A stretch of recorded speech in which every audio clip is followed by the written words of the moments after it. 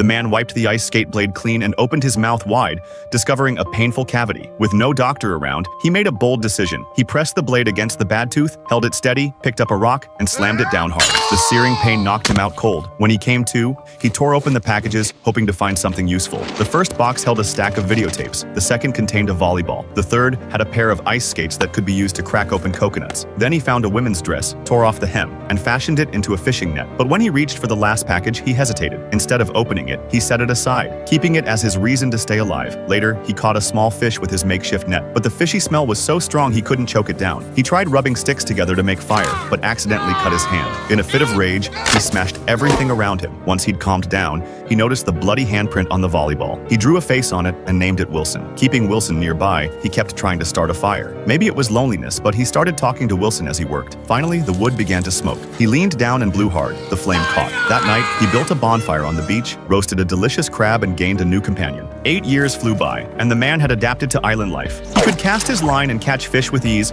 but the loneliness was still unbearable. One day, he spotted a metal panel floating in the ocean. Watching it shift in the wind, he decided to build a raft and use it as a sail. He started chopping down trees, collecting bark to dry in the sun, then twisting it into rope. He even tore apart the videotapes for cordage, but still didn't have enough. He looked at Wilson. He couldn't bring himself to turn his only friend into rope. In desperation, he climbed to the top of the cliff and untied the noose he'd once planned to use to end his life. Instead, he decided to set sail. He dressed Wilson, carved a message into the rock wall, and strapped Wilson to the bow of the raft. He also brought along that package he'd never opened. The man officially set off, facing the waves without fear, even encouraging Wilson to weather the storm with him. When the waves came crashing down, he quickly untied the ropes and raised the sail. The raft survived the storm. When it rained, he caught water in coconut shells and proudly showed Wilson the fish he'd caught. But that night, another storm hit and ripped away the sail. The man clutched Wilson tight. The raft drifted aimlessly. When he woke up, Wilson had been swept into the sea. He immediately dove in and swam after him. But the farther he swam toward Wilson, the farther he got from the raft. In despair, he returned to the raft, threw away the paddle, and collapsed. He'd lost Wilson and his will to live. But just then, a ship appeared on the horizon. He raised both arms with every ounce of strength he had left. He was finally rescued.